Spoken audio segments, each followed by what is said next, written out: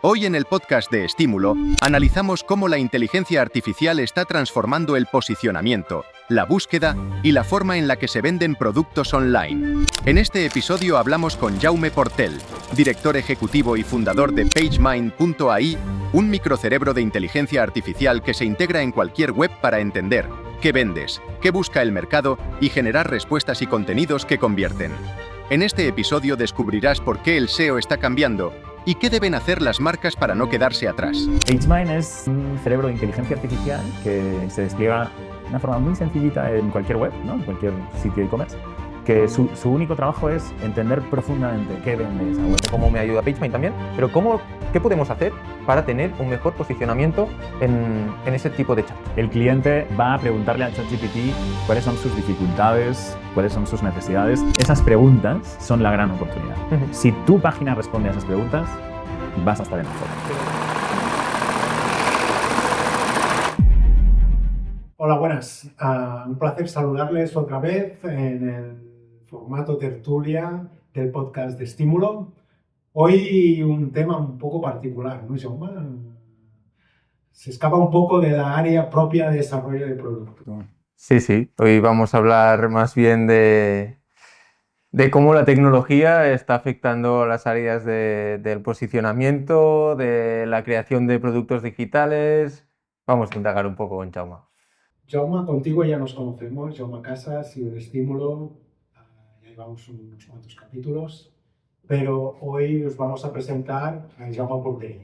Pero, ¿quién es Jaume Portell y por qué PageMind surge ahora y no hace 5 años? Buena pregunta. Bueno, ¿quién es Jaume Portell? Soy yo. Sí. Al menos este es uno de ellos.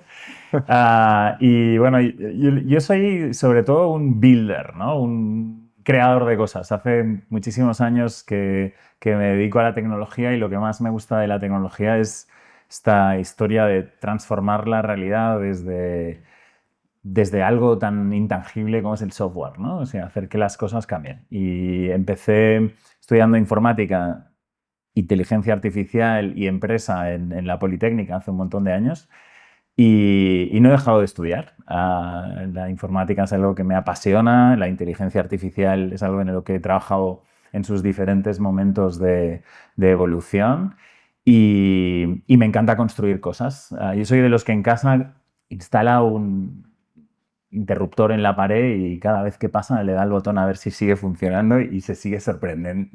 Podría encajar en nuestro equipo.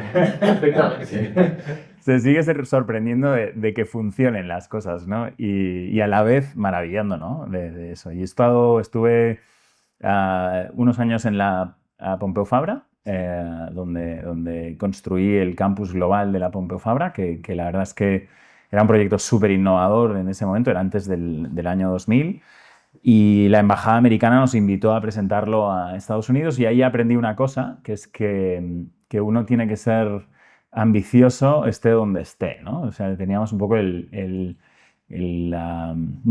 falso mito de que solo la innovación solo podía surgir de Estados Unidos, ¿no? Y que las grandes innovaciones solo podían surgir de ahí. Y me di cuenta que no, que podíamos hacer cosas maravillosas en Europa y me quitó un tapón, ¿no? Y luego, a partir de ahí, pues entré en eDreams al poco tiempo. Me ficharon para arrancar el portal de eDreams en España y la verdad es que también fue un momento apasionante. El crash de las .com, tuvimos que hacer una reducción del equipo brutal y luego acabamos siendo líderes en la venta de viajes en Europa. Estuve hasta el 2007 cuando vendimos la compañía. ¿Qué rol tuviste en eDreams? CTO, director de tecnología. Sí. Empecé en director técnico y cuando al cabo de un año así me ofrecieron el rol de CTO y hacía de CTO y de director de producto digital, ¿no? Entonces pensábamos cuáles eran los problemas que podían tener los clientes, cómo podíamos enriquecer el proceso y construíamos tecnología para irnos metiendo en esa resolución del problema de los clientes para encontrar los mejores vuelos para ir a sus destinos, ¿no? Aquí ya nos indica algo muy, muy interesante de lo que nos vas a contar después, creo, pero que es esa figura que está entre la parte de producto y contacto con el cliente, entender cuáles son sus necesidades y la parte más técnica de cómo se desarrolla el producto, la interficie, todo lo que hay detrás, ¿no? Es algo difícil de encontrar, pero muy valioso, en mi opinión. Para mí es un lujo y es mi pasión, ¿no? O sea, esa conexión de la tecnología con la empresa, ¿no? Y al final la empresa es su cliente, ¿no? Es su usuario final, el que necesita esos servicios, ¿no? Entender eso es lo más divertido, ¿no? O sea, al final estamos aquí para resolver problemas, para resolver problemas que valen la pena resolver y por lo tanto a través de los cuales pues, se puede crear un negocio, ¿no? Al final el negocio es una maquinaria, una organización que ofrece algo que vale más del precio que paga la gente por ellos, ¿no? Entonces creas más valor de lo que te pagan y con eso pues puedes alimentar a una serie de familias que están en esa empresa y generar unos beneficios, ¿no? Entonces en eDreams creamos una maquinaria para vender vuelos y fuimos súper innovadores combinando low cost con compañías aéreas tradicionales, hacíamos cosas muy sorprendentes y muy interesantes en esa época. Y luego cuando salí de ahí, que vendimos la compañía, decidí arrancar mi propia empresa. Hicimos una empresa de retail tech que se llama ViaBlue, que acabó comprando Indra años después, pero que básicamente sensorizaba el espacio físico para entender pues, cómo se movían las personas en ese espacio físico, qué miraban, qué tocaban, qué les interesaba más de las tiendas de retail, ¿no? Controlábamos los displays digitales en la tienda, ¿no? Y utilizábamos inteligencia artificial para poner el mensaje que tocaba en el momento adecuado, ¿no? Y eso la verdad es que funcionó muy bien, internacionalizamos, invirtió SoftBank, uno de los grandes inversores globales, y fuimos a China, a Japón. Inditex era cliente, pero bueno, llegó el ¿A COVID. China y a Japón a vender? A vender, sí, sí. Yo estaba casi la mitad del tiempo en China. Y solo que nos pilló el COVID y bueno, durante el COVID pues ya Indra compró la empresa y yo salí y empecé a hacer otras cosas y entré al poco tiempo en Y Exótica. aquí, o sea, desde el momento que Indra compró la compañía hasta que pudiste salir, ¿hubo un tiempo ahí de No, porque traspaso? ¿O no habían earnouts? no, teníamos o sea, Indra entró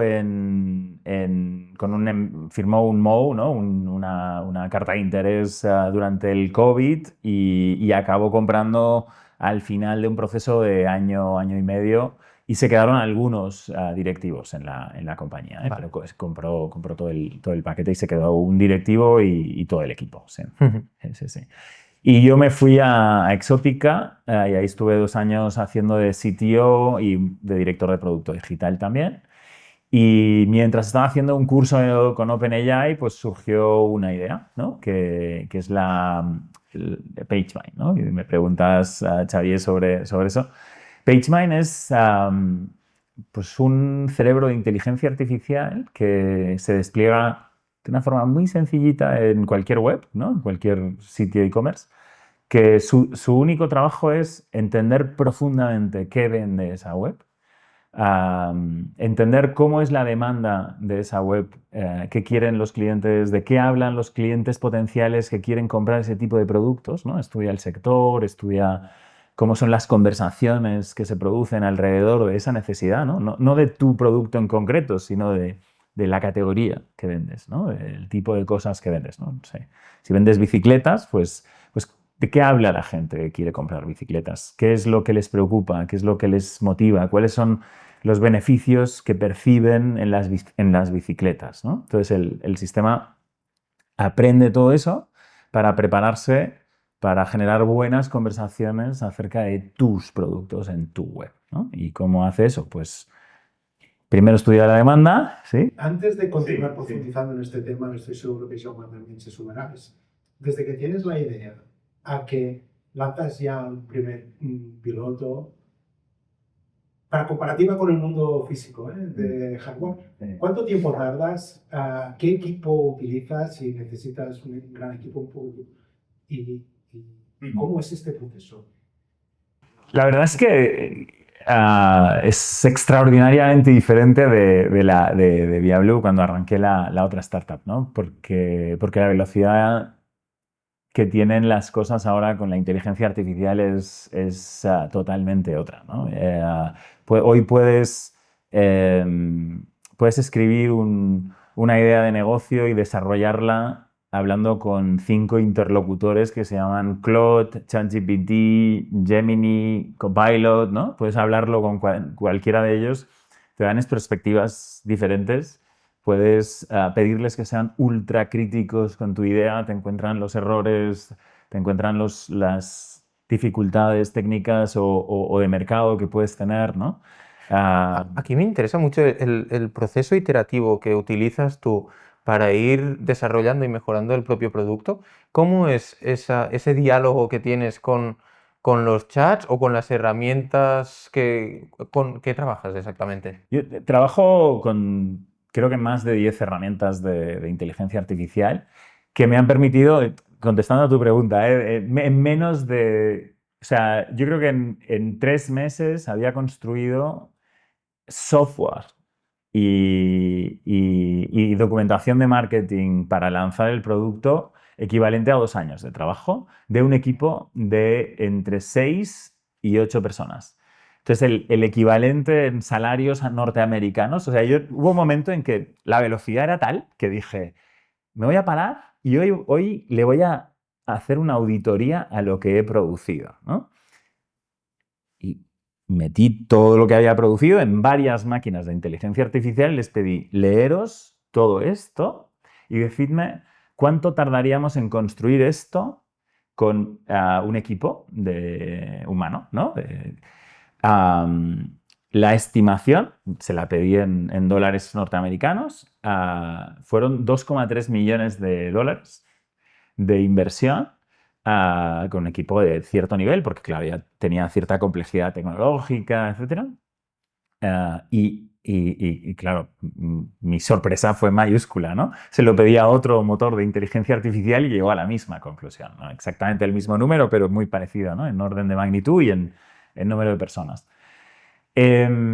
La verdad es que la capacidad de aceleración de la inteligencia artificial en cualquier proceso productivo, también en elaborar una idea, en evaluar a la competencia, en imaginarte cuál podría ser tu posicionamiento, es espectacular. Entonces, 3 meses es lo que tardé en producir el equivalente a 2 años. Me paré porque tuve la certeza de que ya había construido más software que en eDreams había construido en año y medio con 25 personas, ¿no? O en ViaBlue con 6 personas en 3 años, ¿no? Y estaba solo, ¿no? Entonces, y por eso me paré a mirarlo, porque o sea, tenía una sensación de vértigo, ¿no? De velocidad y de... Entonces, ¿cómo trabajas? Pues haciendo los mismos pasos que harías para construir cualquier negocio, planteándote primero un problema, ¿no? Es decir, ¿qué problemas quiero resolver? ¿Para qué tipo de personas? ¿Quién es mi cliente, ¿no? Y cuáles son sus necesidades? Y analizando eso, ¿cómo podría resolverlo con una aproximación, en mi caso, pues con un producto tecnológico de inteligencia artificial, ¿no? Lo pregunto para un amigo. Sí. No, porque al final también todos hacemos nuestras pruebas, ¿no? Y yo qué sé, un día pruebas a trabajar con Codex y crear un proyectito, el otro. Y me gustó un flujo de trabajo que me imagino que es muy habitual, pero para contrastarlo con alguien con mucha más experiencia que me explique cómo lo hace. Entonces, para ponerte el ejemplo, ¿no? Yo he probado algunas veces y me funciona porque consigo resultados sin saber programar prácticamente de cosas que no podría hacer y las hago y funcionan. Entonces, esto hecho bien, ¿cómo sería? Al final, por ejemplo, se puede trabajar y una vez tienes definido los objetivos que quieres desarrollar, por qué motivos, el plan de negocio, etcétera, etcétera, etcétera. De esto sí que hemos hablado muchas veces. Al momento de desarrollar, ¿cuál es el flujo de trabajo? Por ejemplo, ¿tienes diferentes interlocutores, no sé si podríamos llamarles agentes o no, pero diferentes modelos con un rol diferente cada uno, con un contexto igual diferente? No sé. Cuando empecé, o sea, yo trabajo con Claude Code para programar, Vale. que es de Anthropic, Sí.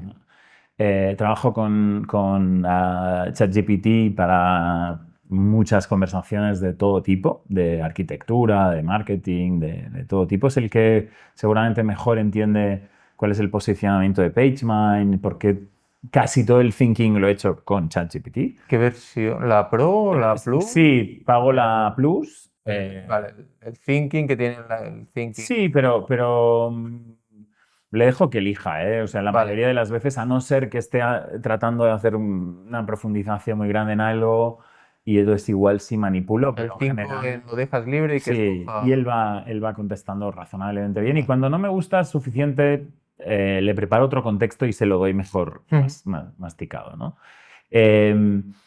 Trabajo también con NotebookLM, que Vale, me sí, ayuda mucho a pensar. Yo salgo a correr, lo comentábamos así brevemente en el pre, ¿no?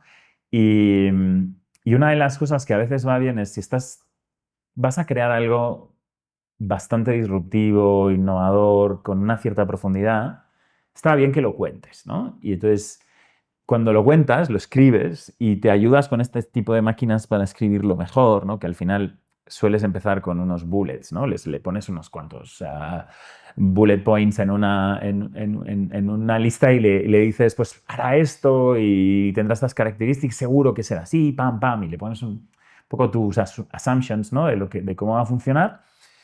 Luego lo redactas con una de esas bestias, te lo lees, lo retocas, lo reorientas hacia donde quieres que vaya, y cuando tienes un documento de un par de páginas, 3 páginas, 6 páginas, como haría.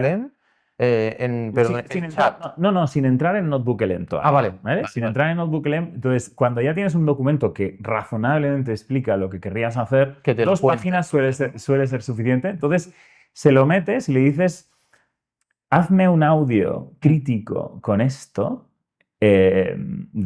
largo, Te hace el podcast sobre todo. y entonces te hace un podcast que no tiene nada que ver con lo que estáis haciendo aquí, muchísimo más sencillo, pero de dos personas que discuten sobre tu idea con una perspectiva crítica, ¿no? Entonces, y tú te vas a correr con 2 personas entusiastas, pero con un thinking muy crítico sobre esa cuestión. Hacen preguntas y buscan agujeros en el razonamiento de lo que has planteado, ¿no? Entonces, desde que le echas eso hasta que lo produce, igual pasan 45 minutos, ¿no? Que se te hacen como largos porque tú quieres salir a correr ya, a escuchar tu propia historia, ¿no?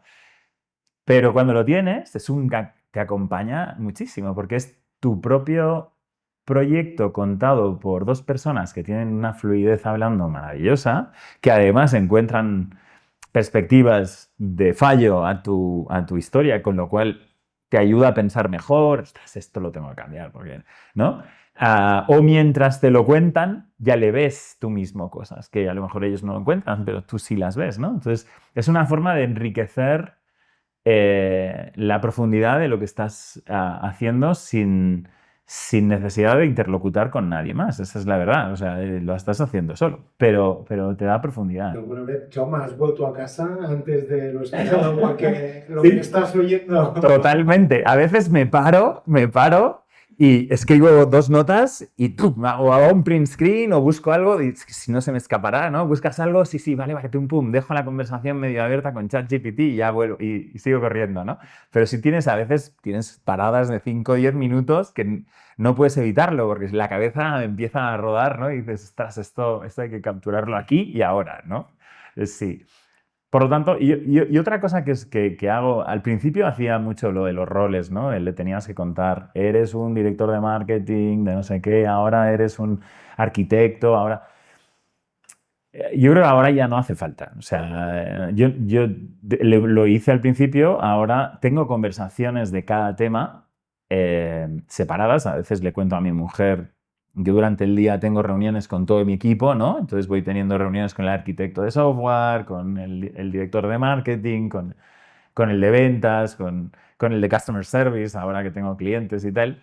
Y las tengo, pero ya no tengo que contarle quién es, ¿no? O sea, simplemente abro un thread nuevo y le digo, mira, nos han pedido esto, ¿no? Y le corto y le pego la petición del cliente y le pongo un par de print screens de lo que comenta y empezamos a discutir sobre cómo vamos a responder a eso, si vamos a construir algo nuevo para resolver esa necesidad o lo que sea, ¿no? Entonces, digamos, le das el rol por la petición que le haces, ¿no? Pero efectivamente, yo trabajo con Gemini, la verdad es que últimamente está funcionando muy bien. La primera versión no era tan buena, pero ahora es de los que mejor, más sintético y más puntería tiene con las respuestas que da.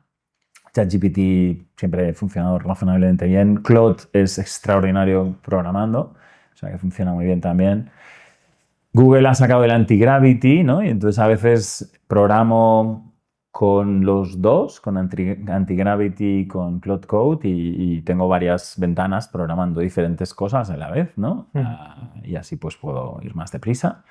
Una de las cosas que hago es usar Lovable para el diseño de webs, ¿no? Entonces, antes de tirarme a Lovable, le pido a ChatGPT o a Claude que me haga un prompt para Lovable, ¿no? Te digo, oye, quiero hacer esto, ¿no? Y te lo explico como modelo de negocio, desde la perspectiva del usuario final, ¿no?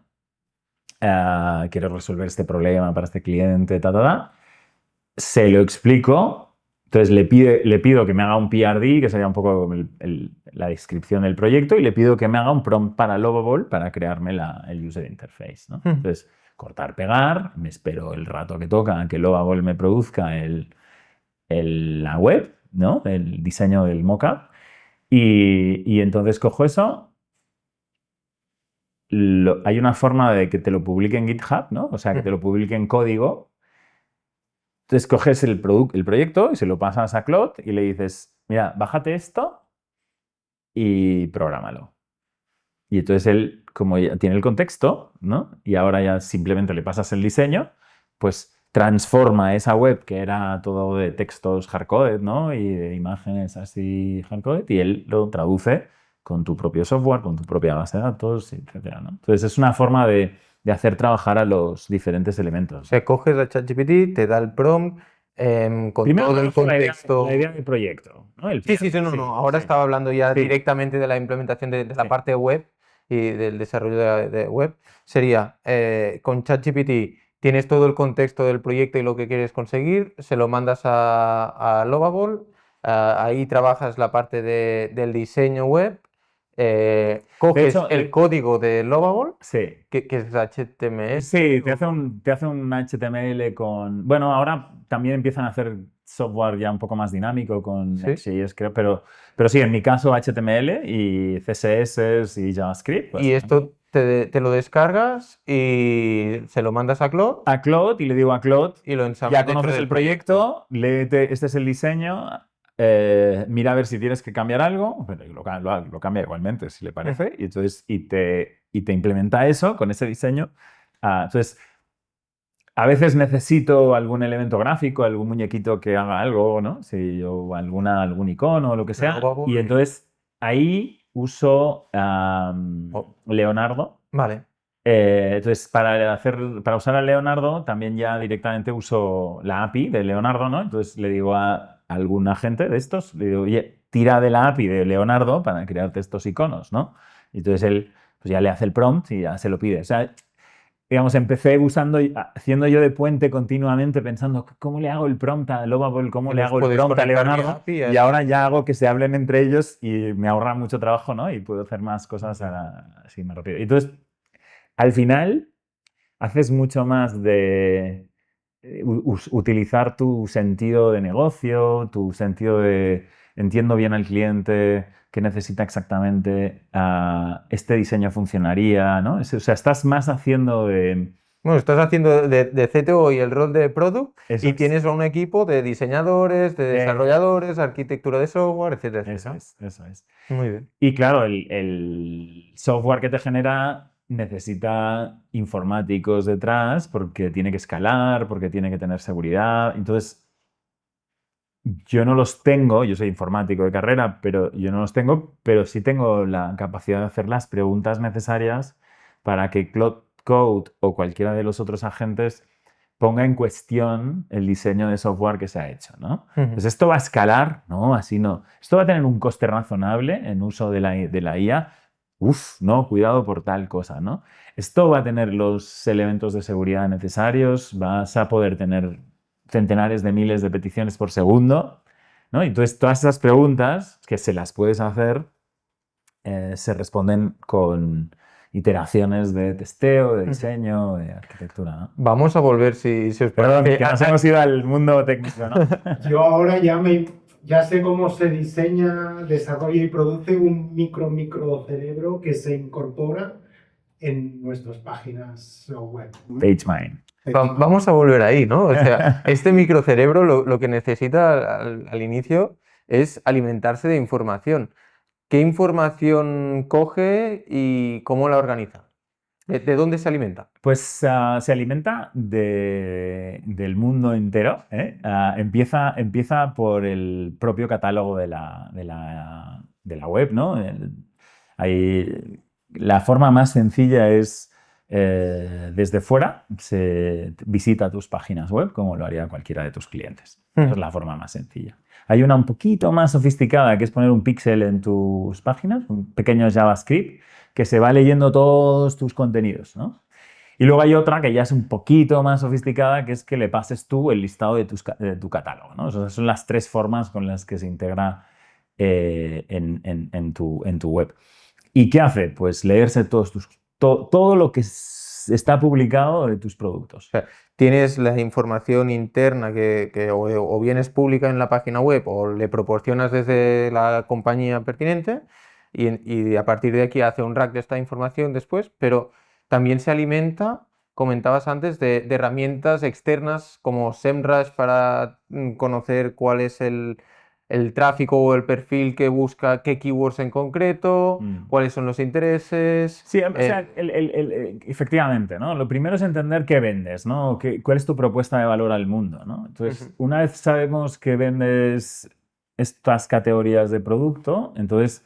Sí, podemos poner, si te parece, por ejemplo, el ejemplo que ponías al principio del e-commerce que vende componentes de bicicleta. Perfecto. Pues, ¿Seguimos con él? Pues si PageMine se aplicase a una web que vende bicicletas o que vende componentes de bicicleta, lo primero que haría es mirarse todo el catálogo, ¿no?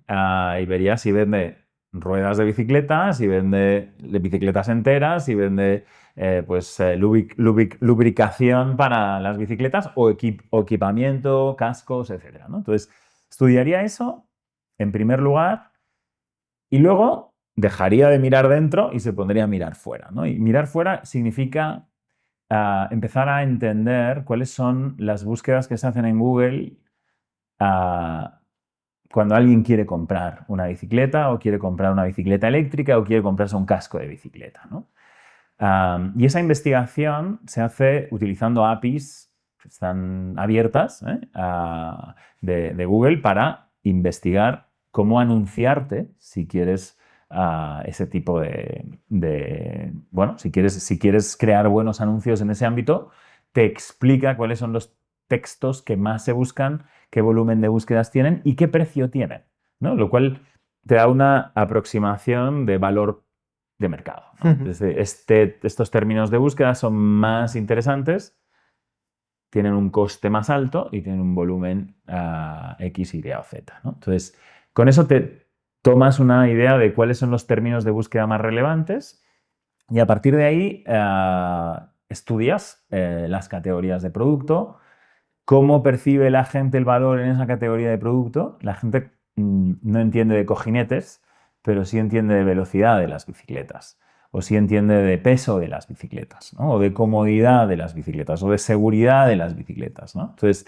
o de eficiencia de los frenos. A lo mejor no entiende de grafeno o de carbono, pero sí entiende si puede ir más rápido o ganar más carreras, ¿no? Con esa bicicleta. Entonces, PageMine aprende cómo la gente habla de los beneficios percibidos sobre esos productos y estudia cómo expresan esas necesidades cuando están hablando en los buscadores o en las superficies de inteligencia artificial como ChatGPT y otros, ¿no? Y entonces elabora toda una serie de temáticas alrededor de esas cuestiones para prepararse para responder a esas preguntas, ¿no? Aquí iba. O sea, ahora tenemos ya preparada una base de datos vectorial. Al final es un conocimiento, un corpus de conocimiento de lo que ofrece esa compañía y lo que estamos vendiendo. ¿Sí?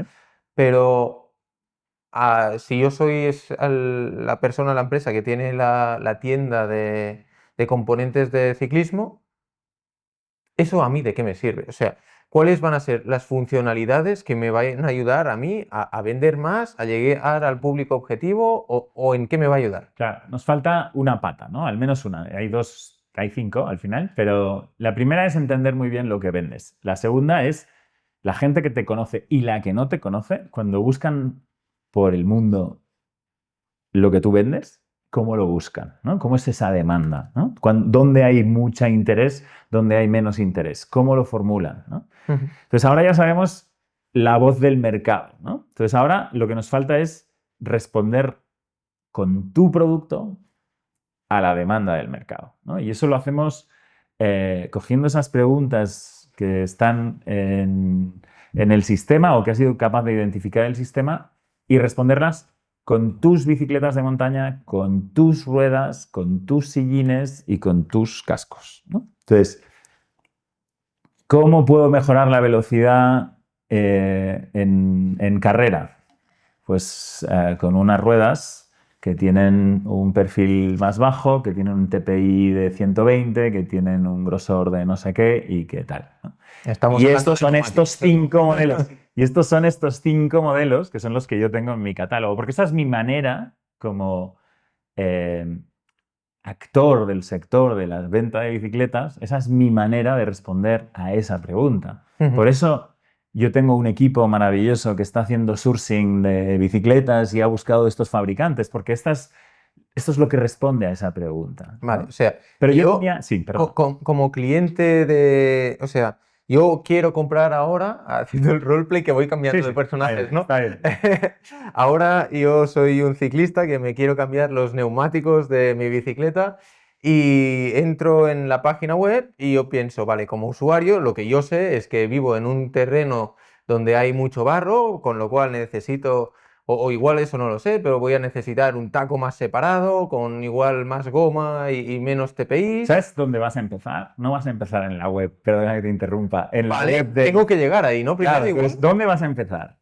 buscando en Google o en un buscador de Pero- inteligencia artificial, Eso es. alias ChatGPT, Por y ejemplo. digo, quiero comprar unos neumáticos Que para mi bicicleta. ni siquiera... No voy a seguramente comprar. Puedes empezar por comprar, ¿eh? Pero normalmente empezarás diciendo... Más información. ¿No? Tengo dificultades con mi bicicleta porque me patinan las ruedas. Vivo en una zona con mucho barro, ¿no? ¿Y qué puedo hacer, ¿no? Entonces ChatGPT te preguntará cuáles son, qué tipo de bicicleta es, dónde vives, si ya no lo sabes seguramente con los años que hace que hables con él, seguramente ya sabe dónde vives, ¿no? Pero te hará algunas preguntas y te recomendará un tipo de rueda de bicicleta. Y te recomendará un tipo de rueda con unas características. Pero tú habrás empezado desde tu necesidad, ¿no? Desde Sí, el yo le valor, voy a decir, se me pincha mucho la rueda, yo no le voy a decir necesito un mush. Esto igual me lo va a recomendar él una vez ya sepa que el problema es que estoy pinchando demasiado y que puedo pegarle un golpe a la llanta porque tal. Eso es. Y tú lo expresarás sin unos Vale, pues detalles técnicos. igual vamos por pasos, porque Eso. estamos hablando de muchos temas a la vez y nos vamos a perder nosotros solos. Venga, Tenemos que llegar a la página web. eso es. Y estamos diciendo que aunque se siguen haciendo más búsquedas en Google de las que se han hecho nunca, hay una tendencia y es que estamos empezando a buscar con otros canales que son los LLMs. los chats conversacionales. Y una pregunta que nos hacemos muchas veces desde la parte de tengo un e-commerce y necesito posicionarme, antes y todavía se trabaja el SEO, el posicionamiento orgánico en buscadores web, pero ¿cómo lo hago? Y en el caso de que PageMain pueda ayudarme, ¿cómo me ayuda PageMain también? Pero ¿qué podemos hacer para tener un mejor posicionamiento en ese tipo de chats? Yo creo que lo hemos expresado, lo has expresado muy bien, ¿no? Es el cliente va a preguntarle a ChatGPT cuáles son sus dificultades, cuáles son sus necesidades en sus propias palabras. Esa es la gran oportunidad. Esas preguntas son la gran oportunidad. Si tu página responde a esas preguntas, vas a estar en la foto. Pero digo antes para simplificarlo, si hablamos de buscadores convencionales. Antes yo como usuario utilizaba una keyword, Sí. que es una palabra, conjunto de palabras, Sí. y los buscadores, o sea, yo como desde el desarrollador web o Sí. el encargado del SEO, creaba blogs, artículos, intentaba que esta keyword apareciera en su página web y se posicionara a través del contexto y tal. Pero ahora estamos diciendo que cada uno lo pregunta a su manera, con lo cual lo que necesito no es que esta pregunta aparezca en la página web, sino entiendo que es más el contexto, es decir, entender qué es lo que está preguntando, de lo que está hablando, y que en la página web se responda a esa pregunta, aunque no sea con las mismas palabras. No sé si va por aquí o no. Sí, yo creo que han cambiado algunas cosas de una forma profunda, ¿no? El primer elemento es que la aparición de las superficies de inteligencia artificial ha cambiado el paradigma de la búsqueda, ¿no? Antes se buscaban con 6 palabras, hasta 6 palabras, y ahora se busca, digamos, la longitud de las cosas que le pedimos a las superficies AI tiene 24 palabras, ¿no? Entonces, si tú te imaginas un número con 6 ceros, ya ves un número bastante grande, esas eran las combinaciones de cosas que Google Search, ¿no?, tenía que servir. Bueno, pues entre todos, a base de hacer páginas que tenían muchas veces ciertas palabras, llegamos a colapsar, ¿no?, la primera página de Google con mucho spam. Y Google tenía que luchar contra el spam y tratar de entender, ¿no?, esta página tampoco aporta tanto valor, etc. Cuando ya son 24, ¿no?, imagínate la comparación entre 6 ceros y 24 ceros, ¿no?, la cantidad de combinaciones y la profundidad de semántica que hay detrás de combinar 24 palabras es tal que no había contenido suficiente para todo eso. Y por eso a los LLMs se les acabó el contenido de Internet, porque el contenido de Internet se había creado optimizado para esas 6 palabras, ¿no?, para esa combinación.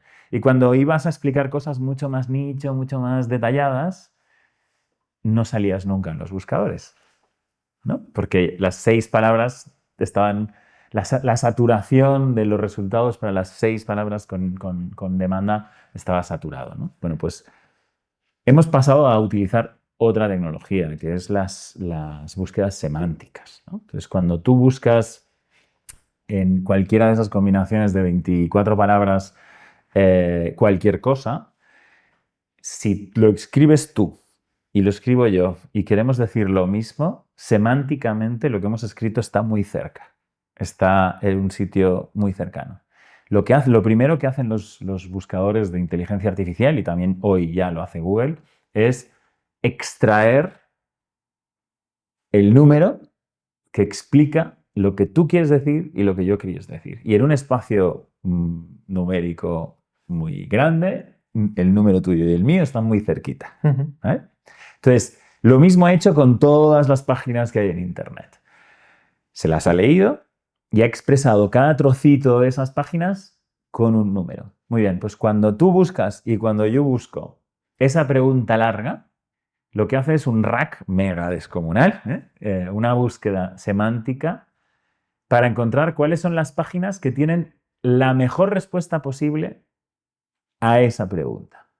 Porque la pregunta y la respuesta semánticamente están muy cerquita, ¿vale? Entonces, si tú escribes contenidos con una pregunta y a continuación, inmediatamente, con una respuesta cortita, como la esperaría ChatGPT, que empieza casi parafraseando la pregunta que se hace tu cliente y dando una respuesta muy clara, idealmente citando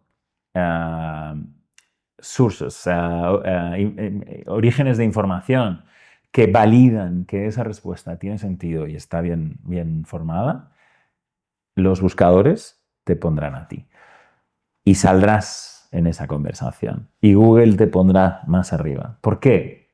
Primero, porque tu contenido está aterrizado en lo que a ellos les están pidiendo. Segundo, porque lo tienes concentrado y sintetizado de forma que a ellos les cuesta muy poca CPU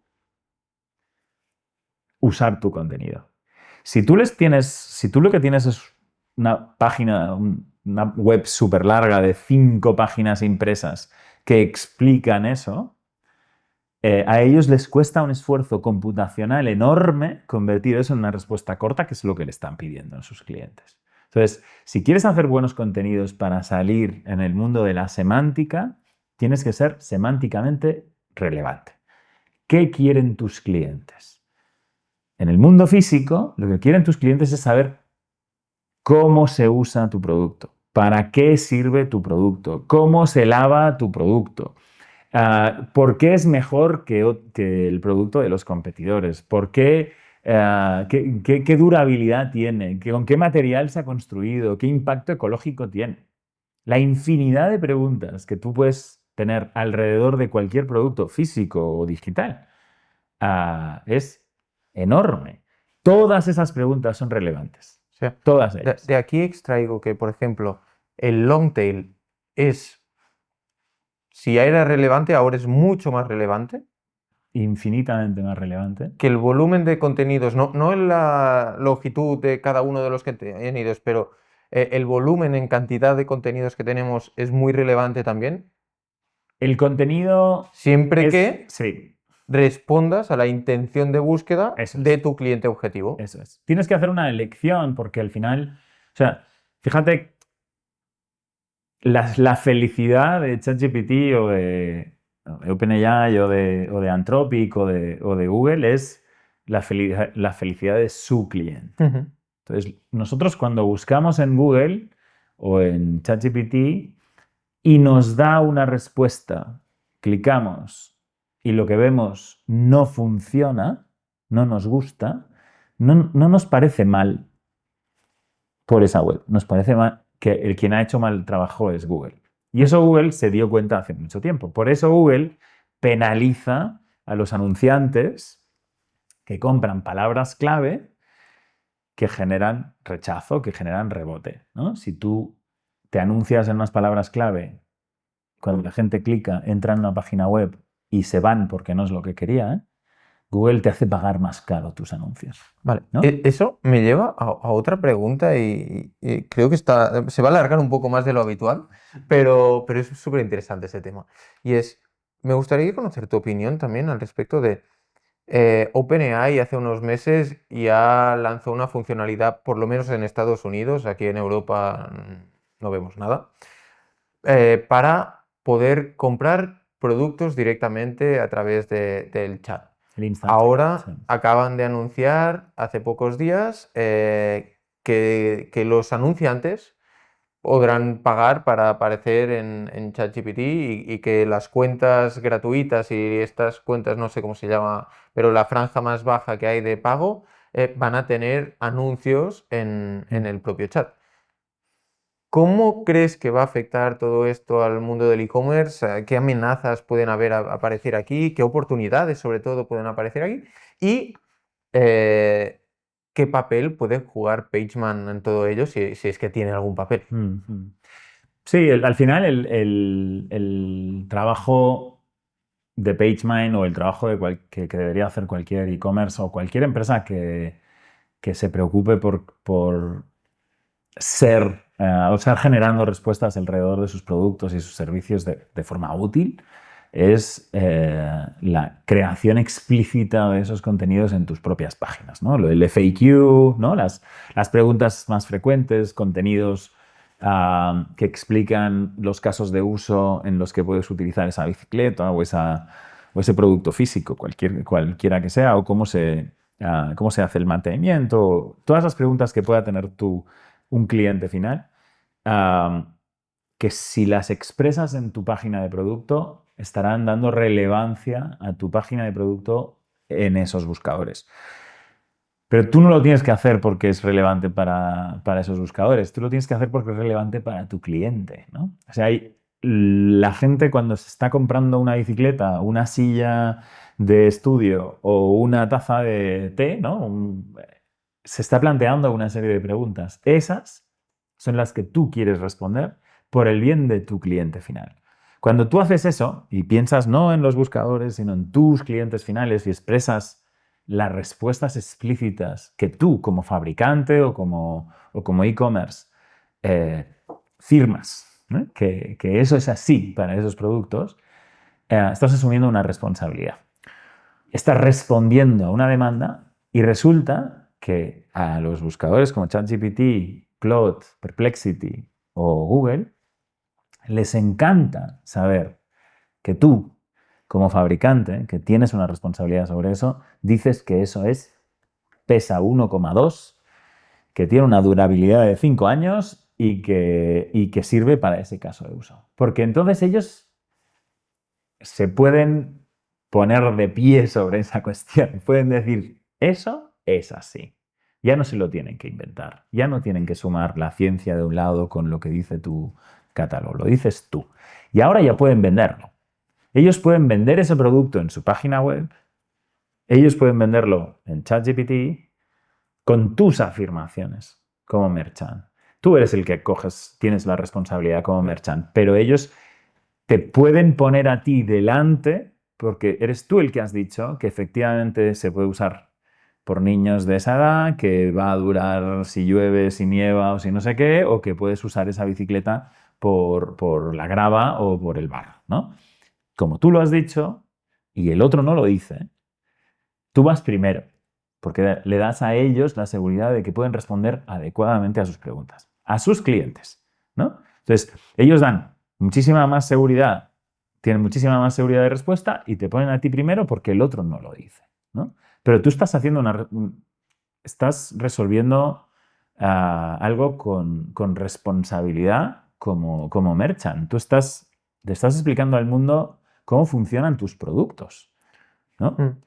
¿Y qué implicaciones crees que va a tener? Eso ya es una bola de cristal seguramente, pero hay una tendencia en la que vemos que los LLMs y los productos que se desarrollan a su alrededor intentan dar cada vez respuesta a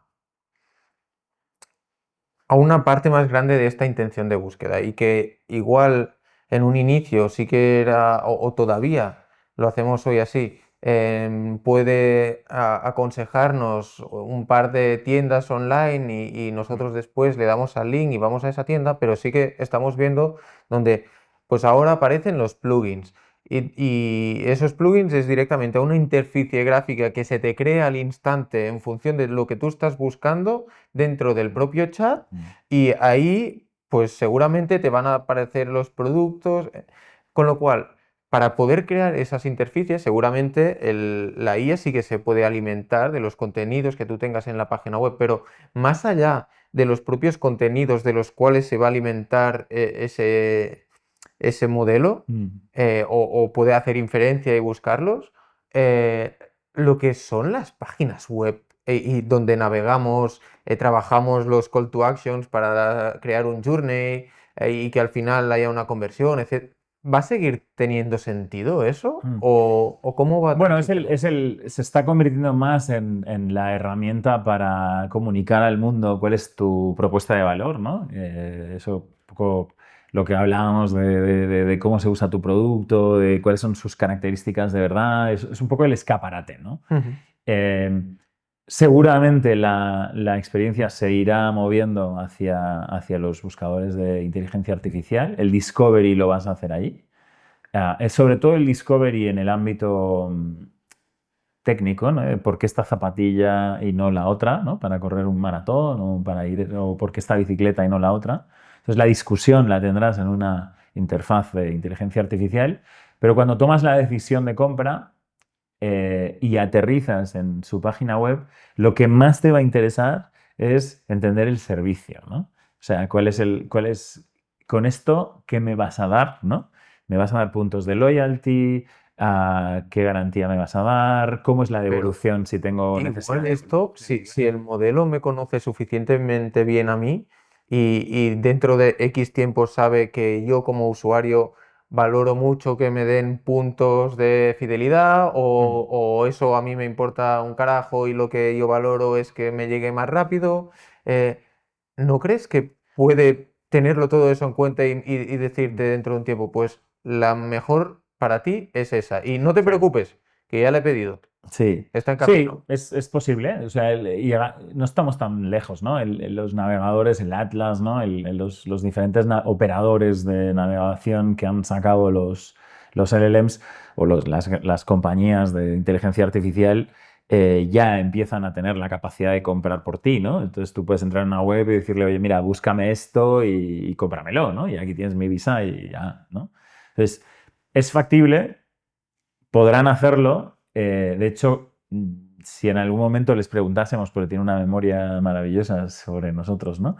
Llevamos 2 años hablando con ellos a tope. Si les preguntásemos qué sabes sobre mí, seguramente nos quedaríamos bastante perplejos de la cantidad de cosas que ya saben, ¿no? Entonces yo creo que sí sería posible que te hagan esa gestión, ¿no? Y esa optimización de los programas de puntos, ¿no? Un poco de, oye, mira, esto te interesa comprarlo allí porque estás a 500 puntos de... Es posible que lleguen a controlar un poco todos los programas de fidelización, ¿no? Al final, de todos modos, si te fijas, nunca van a asumir la responsabilidad de la fabricación del producto, ni de la garantía del producto, ni del envío del producto, ni del post-sale, ¿no? de ese producto de ninguna manera. Las empresas, por lo tanto, siguen teniendo un rol súper claro. El contrato de esa empresa con el cliente final y con el mundo es lo que se explica en esa página web, ¿no? Que no deja de ser una interfaz que cada vez se visitará menos, ¿no?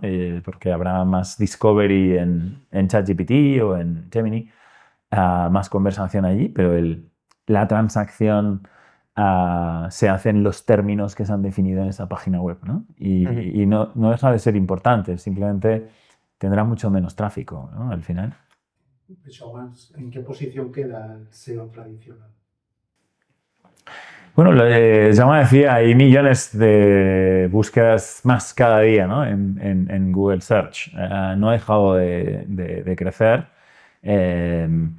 Google también está cambiando su forma de indexar las páginas porque tienen un problema de spam, ¿no? Y ahora lo están combatiendo de forma muy, muy profunda, tratando de asegurarse que lo que hay detrás es verdadero, ¿no? Entonces, el SEO tradicional siempre ha ido de tener contenidos auténticos y una propuesta de valor creíble.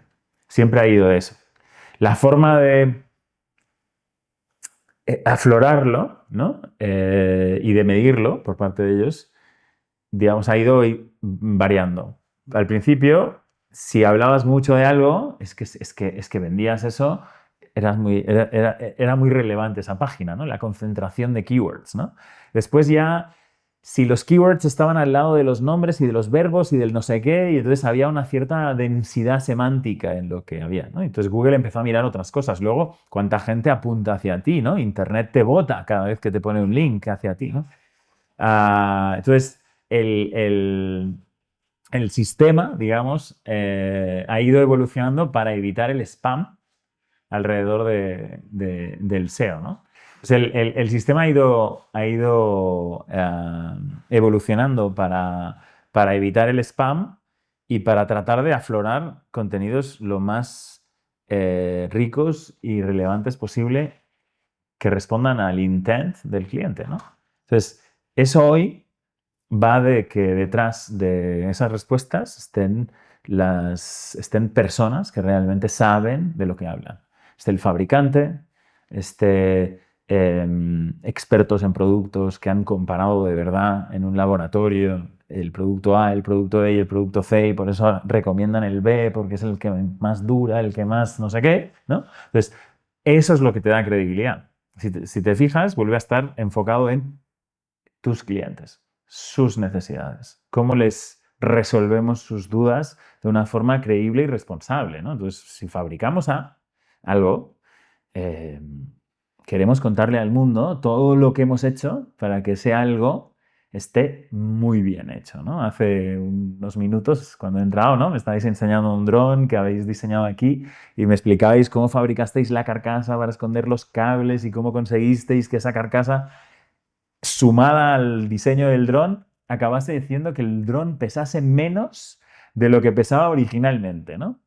Eso lo tienes que escribir, eso lo tienes que contar, porque eso le da credibilidad a lo que has hecho. Si ese dron solo pone dura tantas horas de batería y vuela a esta altura y se controla con Wi-Fi 5.4 hercios, no sé qué, no te dice nada, ¿no? Entonces, esa historia del producto es la que tiene que estar, ¿no? Entonces, y va de eso. Entonces, el SEO y el AEO se acercan y se juntan porque persiguen el mismo objetivo, dar una respuesta relevante a las búsquedas de los clientes. Y eso es el mejor contenido posible, ¿no? Y la mejor respuesta, ¿no?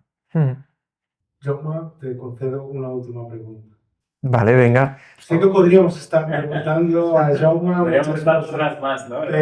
pero ya lo volveremos a invitar cuando su microcerebro esté en la mitad de las páginas en las que nos vimos.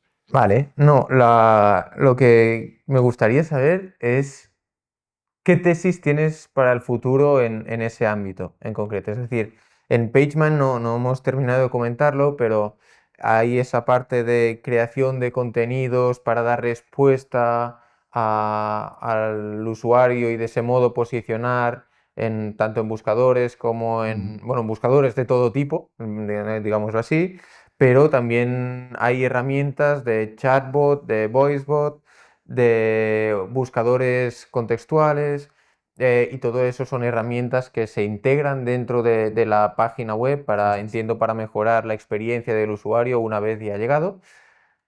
¿Cuál es tu tesis? El proyecto, entre comillas, acaba de nacer, acaba de ver la luz, pero ¿dónde te gustaría llegar? ¿Dónde crees que va a estar PageMind dentro de X años? Meses. Sí, Lo más lejos que puedas. La verdad es que se hablaba de la sensación de velocidad, ¿no? Claro, llevo pocos meses, no llevo para nada ni un año, ¿no? Igual 7, 8 meses haciendo esto y estoy muy sorprendido del nivel de calidad que puede generar una maquinaria de este tipo, ¿no? Que crea contenidos muy buenos y los aflora a las superficies conversacionales de cualquier tipo, ¿no? Entonces, tengo la suerte de haber empezado con algún e-commerce un poco más grande, pero el objetivo de PageMind es que se pueda integrar en cualquier tipo de web, B2B, B2C, más grande, más pequeña, porque pesa muy poquito, ¿no? Entonces, pero hace un trabajo potente de inteligencia artificial. Entonces, a mí lo que me gustaría en 6 meses es que PageMind pueda estar en cualquier tipo de web, hecha con Shopify, con WooCommerce, con cualquier tipo de plataforma de creación de contenidos, y que aporte las capacidades de inteligencia artificial que en condiciones normales necesitarías, pues, a un equipo de informáticos y a un equipo de marketing para que te ayuden, ¿no? Entonces, y que lo puedas tener aunque tu web sea mediana o más pequeña, ¿no? Esa es la parte que a mí me gustaría, porque a mí me preocupa un poco lo que estamos viendo ahora, ¿no? Lo vimos en la transformación digital de las empresas, ¿no? Que había los que se transformaban y los que no, ¿no? Y ahora tengo la sensación de que la IA algunas pocas empresas están sumándose al tren de la IA, ¿no? Y el tren de la IA va muy lento, porque estamos en la peor versión de la inteligencia artificial de la historia, la que tenemos hoy. Es maravillosa, pero es la peor de todo. De la historia a futuro, ¿eh? De la historia a futuro, exacto. Y cada día va más deprisa, ¿no? Entonces, si te subes al tren ahora, el diferencial es poco. Pero si no te subes hasta dentro de 2 años, ¿no? Cuando te subas, tus adversarios, tus competidores van a estar a millones de años de distancia. Y es una transformación en como empezábamos en la conversación, ¿no? En la forma de pensar, en la forma de trabajar, en la forma de servir a tus clientes, que requiere tiempo. Y los humanos, o sea, la pieza más lenta de todos somos nosotros en nuestras cabezas y nuestro equipo. Entonces, cuanto antes te sumes a eso, antes podrás mejorar y competir mejor, ¿no? Para servir mejor a tus clientes, que ese es al final el objetivo, para crear más valor, ¿no? Entonces, y yo creo que ese es el reto para PageMine, es conseguir formular este tipo de maquinarias súper inteligentes, ultra inteligentes, para que se puedan aplicar a webs mucho menos sofisticadas, sin requerir pues, un gran equipo de informáticos, mucho soporte. Y en paralelo, ¿no? Yo creo que el reto social es que seamos capaces de sumarnos todos a esta transformación de una forma que no nos deje atrás, ¿no? A la mitad del tejido productivo. Sí, es un poco lo que has dicho al inicio de la charla, ¿no? Antes hablabas de Estados Unidos, del bloque de China, en qué posición queda Europa. Creo que estas iniciativas tendrían que ser un referente de lo que podemos hacer, ¿no? Como país, como territorio. Pero sí que es verdad que a nivel macro esto es un reto y a nivel micro has conseguido que un estudio de diseño industrial y desarrollo de producto esté hablando y esté intentando lo que tú has dicho, ¿eh? Que todas estas herramientas confluyan al final en un mejor servicio y al final en que nuestros clientes también puedan sumarse a este tren, que sí que es la peor versión, pero es una versión ya muy potente y mejor subirse ahora que no esperar a que el tren pare en una estación, a lo mejor ya más confortable, pero que ya ha pasado, ¿no? Eso es. Agradeceros, bueno, la verdad ha sido un poco más extenso hoy, pero bueno, gracias a todos y esperamos ver vuestros comentarios también, que espero que podamos darles respuesta. Gracias. Muchas gracias. Gracias.